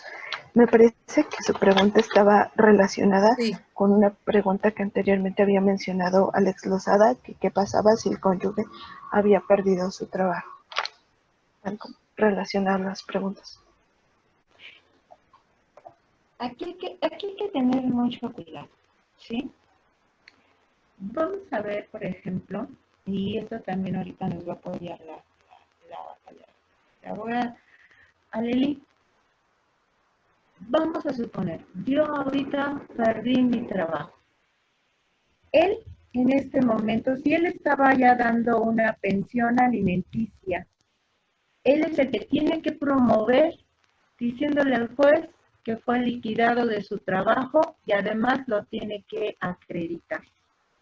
Ahora, la pensión alimenticia es de índole obligatoria, que no porque yo ya dejé de trabajar, pues yo tengo que buscar los medios, porque si no, caeríamos en el supuesto de una comodidad, pues ya no trabajo con tal de no pagar la pensión. No, momento, esa es una obligación. Y tú tienes que allegarte a los recursos correspondientes para cubrir esa pensión. Ahora, esto también se puede reclamar desde el punto de vista penal, ¿verdad, abogada Lely? Sí, claro que sí. Nos establece nuestro código penal del Distrito Federal, que ahí está el delito de incumplimiento de pensión alimenticia, que al momento, como lo acaba de decir Laura, si no avisan al juez que perdieron el trabajo o que no están sustentables no están en la forma correcta para poder solventar la pensión alimenticia, no podemos esperar más de un mes o de 15 días para poder implementar esta denuncia. Esta denuncia, ¿qué podría pasar? Es una prisión de 3 a 1 año o bien una multa de 6 a 24 meses por el monto que incumplió. Entonces, ahí también se busca en la materia penal garantizar lo que comentaba Laura, los derechos de los menores de tener un sustento para solventar sus necesidades del menor, que es alimentación, educación y sustento de hogar. Todo eso sí se tiene que pedir. Pero ustedes también en ese momento, en ese transcurso, sobre todo del procedimiento, tienen que dar vista también al Ministerio Público para que este delito se pueda tipificar. Es dar nada más vista al Ministerio Público. Oye, Aleli, Laura, yo quisiera comentar algo. Cuando una persona no puede, cuando una persona no puede, no tiene las posibilidades o no quiere o es flojo o lo que ustedes quieran, que no quiera participar, todavía existe la parte en donde las personas, si no es él, podría ser un familiar directo de él con que tenga la solvencia, por ejemplo, el abuelo, la abuela, los hermanos en esta parte como para defender los derechos de los niños? ¿Todavía está vigente esa ley? Correcto. Sí, es una disposición. Exactamente. Si él en un momento dado no puede cubrir los gastos que se refieren a la pensión alimenticia, en todo caso, entonces vamos en contra de los en línea ascendente. En este caso serían de los abuelos. Es correcto. Gracias, Laura. ¿Sigues, Alejandra? ¿Tenemos todavía preguntas? Sí, tenemos, me parece que 2 preguntas más. La siguiente es Mitzi Lourdes Sánchez. Ella menciona, 2 personas se casan por sociedad conyugal después de 25 años. Se separan sin divorciarse. El esposo enferma y no puede trabajar. La esposa está obligada a sostenerlo, aunque ya tenga otra pareja y no viva ya con él.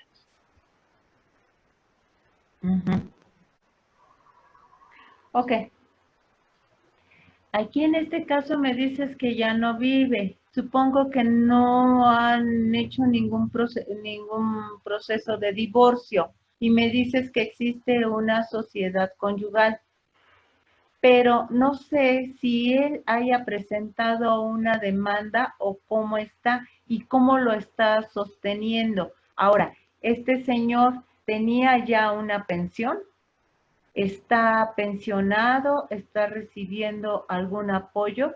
Porque si está recibiendo algún apoyo y él ya tiene una pensión, entonces no lo está dejando a su suerte completamente, ¿no? Él ya tiene algún medio. Ahí habría que ver el caso concreto para ver cómo él se está sosteniendo. Si él está recibiendo por parte del IMSS o el ISSSTE algún tipo de pensión. Ok, bueno. Y si ella sí. tiene los Ajá. medios también, ¿ok? Ok. Mitzi Lourdes Sánchez respondió que no estaba pensionado. ¿Perdón? Mitzi Lourdes Sánchez, la que realizó la pregunta, respondió que no está pensionado. No está pensionado, pero está enfermo, o sea, está totalmente incapacitado. ¿Y ella está trabajando?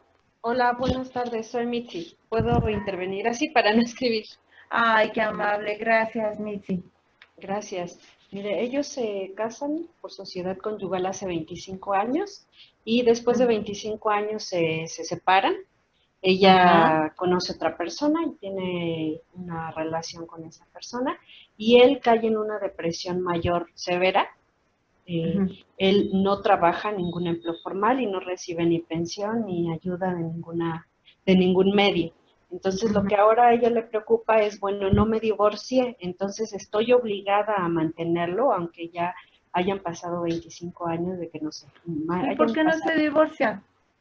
Pues es lo que ella, más bien es su duda, ¿no? De la paciente, o sea, me puedo divorciar y esto se termina, o si no me divorcio, entonces sí estoy obligada a mantenerlo, ¿no? ¿Y ella está trabajando? Ella trabaja de manera informal y él pues no trabaja.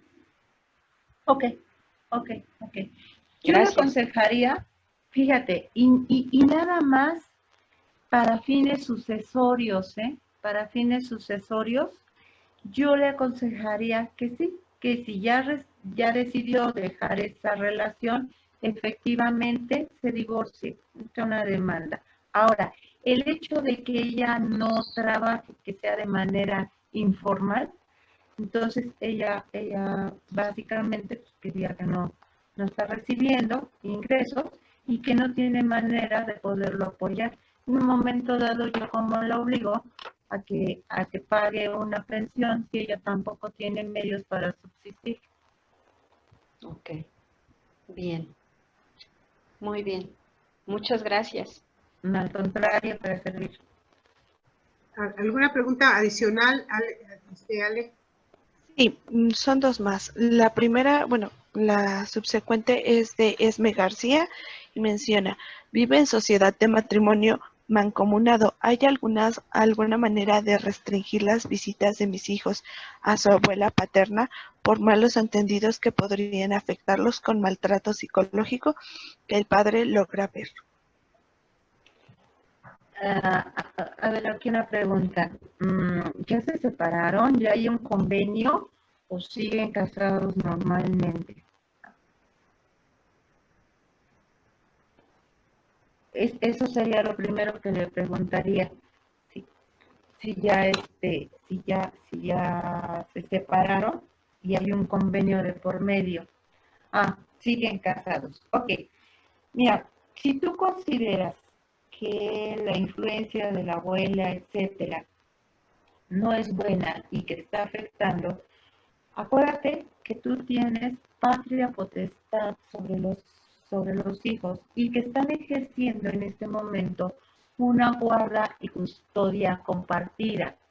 Si tú en un momento dado, claro, te debes de justificar, pero si tú en un momento dado dices, híjole, a mí no me gusta esto, es mala influencia, o resulta de que el tío hijo no me gusta, se dedica a cosas prohibidas, qué sé yo.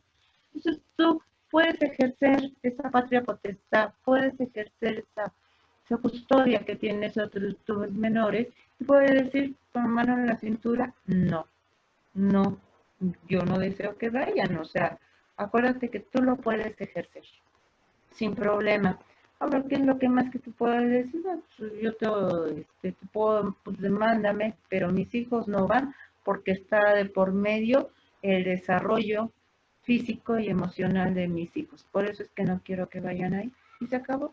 Y estás ejerciendo perfectamente la patria potestad sobre tus menores hijos, así como la custodia. Muchas gracias. La siguiente pregunta es de Elena. Ella menciona, ¿es preferible llegar a un acuerdo entre abogados que directamente con el juez? Porque mi aún esposo quiere que lo resuelvan nuestros abogados, pero mi abogado no quiere. Ok, mira, muchas veces en este ámbito, pues muchas veces nosotros hemos visto a lo largo de este camino, pues que a veces hay unos convenios que de plano no van contra los intereses de las mujeres. Entonces, hay ocasiones en que decimos, mira, ¿sabes qué? No hay lucha que no se haga. No podemos llegar a un convenio en estos términos. La pensión que te están dando o es muy baja o no sé, habrá alguna cláusula que no te convenga. Entonces, en ese caso, lo mejor es irnos a un procedimiento y que sea el juez el que decida. Claro, también lo checamos con todo lo que tenemos, pero pues muchas veces yo no he convenido con los abogados. Si nosotros vemos que es algo que pues no es equitativo, vaya, no le conviene, entonces me voy a un proceso y se acabó. No hay problema. Si es algo, y si tu abogado en un momento dado, nada más que te explique, oye, no podemos llegar a este convenio por esto, por esto y por esto. Pues, ok, pues vámonos a juicio. Bien, Okay. ¿alguna otra pregunta? Sí, Elena pregunta también, de manera provisional, me concedieron una pensión del 45% de su sueldo, que es muy. Mi abogado me ha dicho que debo sacar el dinero de la cuenta y buscar recibos con mis familiares para comprobar los gastos en efectivo, porque no me puede o no me pueda gastar todo el dinero, y menos aún en la cuarentena. ¿Es cierto que mi esposo podría pedir una investigación de que estoy pidiendo mucho dinero y bajarme la pensión? No, para nada, para nada, para nada. Mira, en el caso de este concreto, yo supongo que si el juez se fijó el 45%, pues no fue por la gracia, el juez simplemente ha de haber checado más o menos el tipo de vida, lo que están acostumbrados, etcétera. Si tú lo requieres, acuérdense que en este caso lo que más nos importa son los menores. Entonces, En este caso, si él lo requiere, si tú lo requieres para el sostenimiento de tu hogar, de tus hijos, y partiendo del hecho de que estamos hablando de que los alimentos no solamente es la comida, es la educación, es el hogar, son los servicios, qué sé yo, las medicinas. Entonces, si eso tú lo necesitas, pues adelante, ¿por qué no? Ahora, yo lo único que aquí te aconsejaría es que de todo vayas guardando las notas, vayas guardando, si compras, no sé, en el súper, pues, ve guardando todas las notas, pues para que en un momento dado, si me pides cuentas, y eso debe de ser a través del juez, pues te lo acredito y aquí están los tickets de la comida, aquí está lo que se pagó de la casa, servicios, o sea, ve guardando nada más, pero por supuesto que lo puedes usar. Laura, tantito nada más si me permites.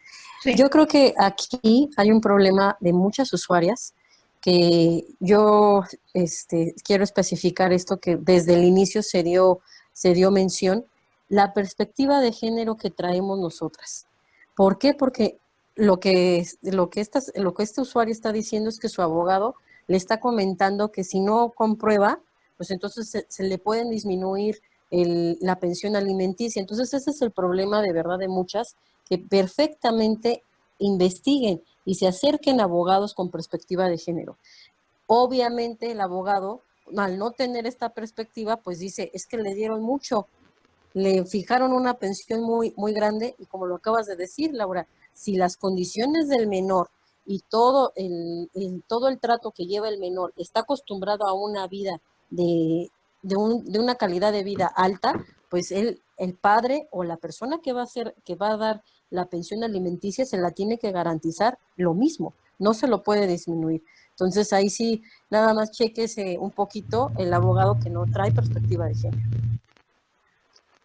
Yo también quiero participar. Yo creo que estoy totalmente de acuerdo porque muchas veces, en algunas ocasiones, recibimos incluso esta solidaridad de los abogados hombres que pasa mismo y cuando toquemos el tema de violencia a la mujer y violencia de género nos vamos a dar cuenta cómo los ministerios públicos, si no vamos bien acompañadas de una persona abogada o experta o vamos a los lugares indicados para trabajar este tema de violencia de género, se minimiza y de alguna manera hay una solidaridad por parte de los hombres que habría que tener ese instinto despierto para poderla ver, ¿no? No sé, pero sí creo que hay que considerar. Gracias. No, le pido a Alejandra que haga una pregunta más, nada más. Si están de acuerdo, terminamos con esta pregunta y no sé si son las 1:50. Si cerramos a las 2 de la tarde ya para finalizar y dejamos el tema pendiente para la siguiente sesión. No sé si tenga alguna observación más en materia penal ante estas situaciones que han estado comentando. Solamente cerramos con una pregunta. Leli, si tú tienes algún comentario después de esta pregunta, por favor. Gracias. Ok. Comparto entonces la pregunta. Es de Alex Lozada. Si no están casados y la relación no funciona o hay violencia por celos, ¿puede ejercer la custodia aún así y tienen algún hijo de por medio? Ok. Si no están casados, me estás hablando de un concubinato. Me dices que hay un hijo de por medio, ok, ahí ya se dio el concubinato. ¿Y cuál es la pregunta en sí? Claro, que si pueden ejercer la custodia, aún por la situación de que de que no estén casados. Me parece y la que no está relación muy clara, perdón, Alex. Si Alex Lozada pudiera tomar el micrófono y hacer la pregunta realmente como... Sí, no la hice muy bien. El punto es que, por ejemplo, conozco a alguien que su pareja está ahí, ha habido como cierta violencia, pero, por ejemplo, tienen un hijo de por medio. La verdad, estaba esperando saber más bien lo del concubinato, que ahorita es lo que vas a platicar. Entonces, no sé si ahí cuando expreses o hables sobre el concubinato, pues a lo mejor ahí pueda clarificar más mi pregunta. porque pues sí, hay un hijo de por medio, pero no están casados, es una relación libre y pues ahí todavía está el padre en su casa de ella y pues no, incluso ella no tiene un lugar establecido o entre ambos porque ella vive con sus papás. Entonces, pues yo quiero saber si se puede, por ejemplo, tener una custodia para saber decir, bueno, esto es mío y de aquí para allá no puedes entrar. Entonces, sí, me podrías asesorar. Ok, por supuesto. Aquí se está dando la figura del concubinato. No es necesario que pasen los 2 años porque ya hay un hijo de por medio. Entonces, bueno, ya está dada la figura del concubinato. En sí ya se dio. Ahora, yo creo que es lo que les aconsejaría. En primera, no sé si ella recibe dinero por parte de él.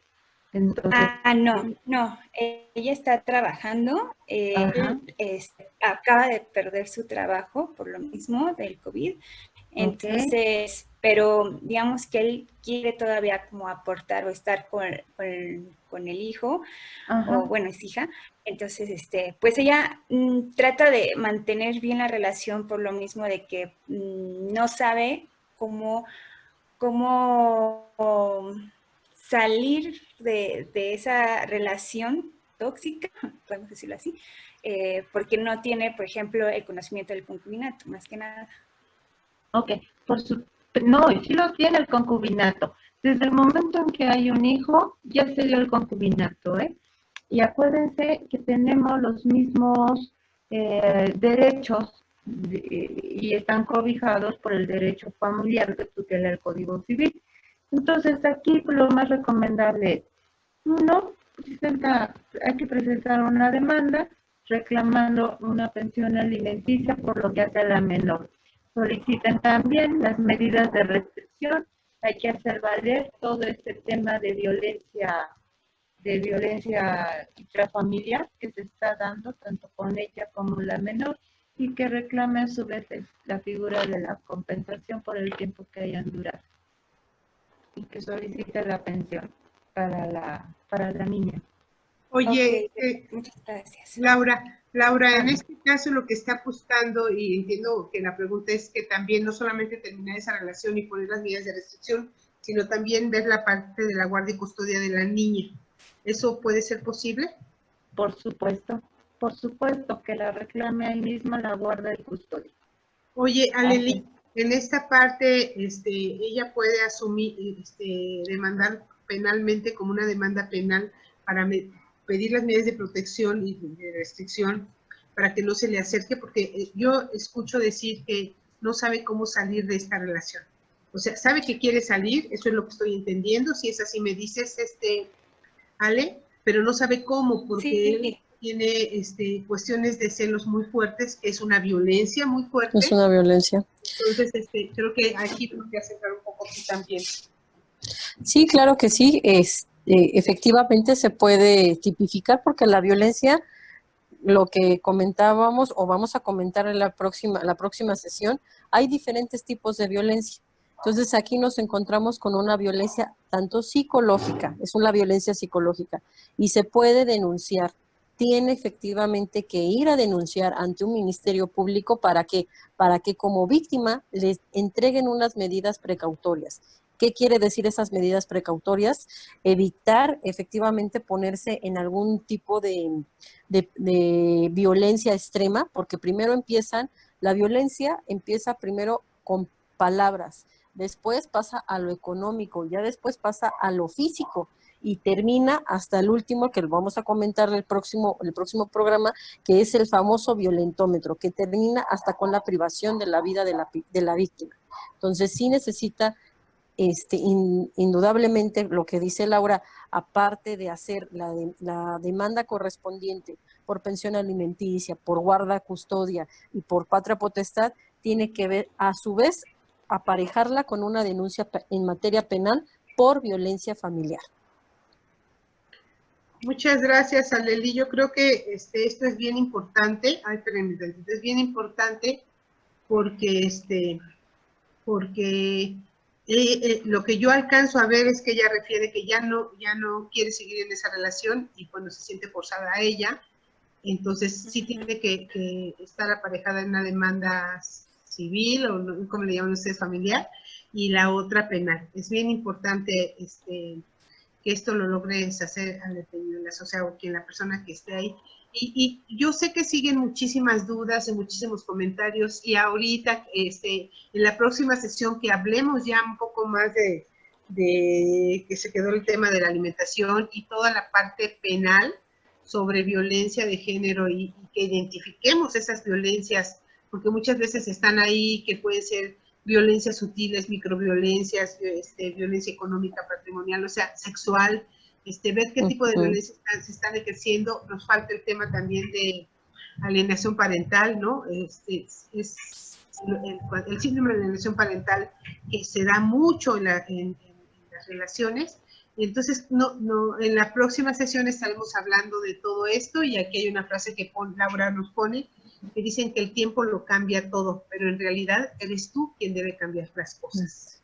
Exacto. Yo creo que es importante que tomemos la responsabilidad de ir cambiando las cosas, de lo que queremos cambiar y de construir un mundo de lo que realmente merecemos, de buen trato y de paz para cada una de nosotros. ¿Y cómo lo hacemos? Pues precisamente ejerciendo nuestros derechos, sabiendo cuáles son y ejerciéndolos. Y sí da miedo, sí da miedo. Hay un problema muy grande en la sociedad, en las mujeres, que no tenemos la cultura de la demanda penal, de la demanda, de la denuncia. No tenemos la cultura de defendernos. Y es hora de que empecemos a hacerlo, de que empecemos a defendernos, pero siempre en base al marco legal, siempre basados en el marco legal. No, la violencia con violencia no funciona, nos lleva a peores cosas. Siempre vayámonos por el marco legal. Por eso esta reunión era muy importante, este tema es muy importante para las mujeres. Y para atrevernos muchas veces necesitamos también acompañarnos de una atención psicológica. ¿Por qué? Porque se necesita romper muchas creencias históricas de género para poder hacerlo. Y bueno, en este caso, ahorita antes de que terminen, les voy a dar los anuncios, pero me gustaría que Laura y Aleli terminaran lo que compartieron para poder darles unos anuncios a las personas que se conectaron. Laura. Perdón, es que no escucho bien. Ya nada más para que cierres tú y que cierre Aleli. Ok. Bueno, pues de antemano, muchísimas gracias por esta oportunidad. Fue de veras un placer estar nuevamente aquí con Casa Gaviota. Espero que fue poco el tiempo, pero bueno, pues fue un panorama muy general, sobre todo de las herramientas jurídicas de las que podemos echar mano. Y muchísimas gracias por toda su atención. Gracias a ti, Lolita. Gracias a Leli. Y nos vemos la próxima semana. Aleli. Pues yo igual les agradezco a todos, igual a Laura, porque dio una excelente presentación en la cuestión familiar. Ya su servidora, la próxima semana empezaremos a trabajar la cuestión penal, y como lo acabas de decir, siempre en este momento todas las mujeres debemos de saber nuestros derechos, no callarnos, por favor, ya no nos callemos, ya ni una más de que pase algún tipo de violencia, y ni una más que se esté dejando a sabiendas de que según algunos abogados o según los jueces no tienen derecho. Sí tenemos derechos y hay que hacerlos valer correctamente. Muchas gracias, Aleli, muchas gracias, Laura. La verdad es que poner sus conocimientos al servicio de las psicólogas incluso que están aquí con nosotros, también a ellas les dan mucha información para su vida personal, pero también para su vida profesional.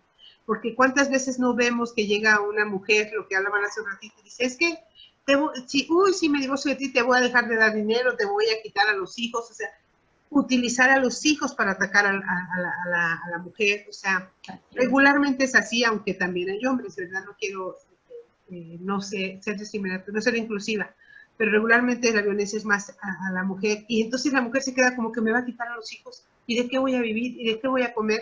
Cuando están todas esas leyes que pueden protegernos, y que mujeres muy valientes, muy fuertes, y quiero mencionar, por ejemplo, como Marcela Lagarde, que lucharon mucho y han luchado mucho a través de muchos años para abrir estos caminos para nosotras a través de la ley de acceso a las mujeres a una vida libre de violencia. Entonces, hagamos valer nuestros derechos, acompañémonos, aprendamos a pedir ayuda. Es bien importante pedir ayuda porque nos la merecemos también. Ayuda porque hay muchas mujeres dispuestas a enseñarles el camino que ya transitamos para salir de la violencia. Muchas gracias, que Dios las bendiga a todas.